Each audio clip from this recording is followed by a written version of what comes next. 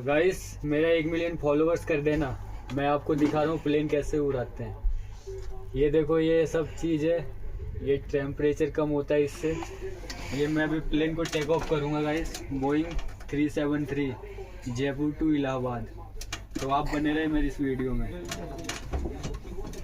देख रहे हो कितनी मशक्कत लगती है उड़ाने में प्लेन। गाइस ये अपना गियर बॉक्स जो फंस चुका है, लेकिन इससे हम डबल इंजन के सहारे प्लेन को उड़ा सकते हैं।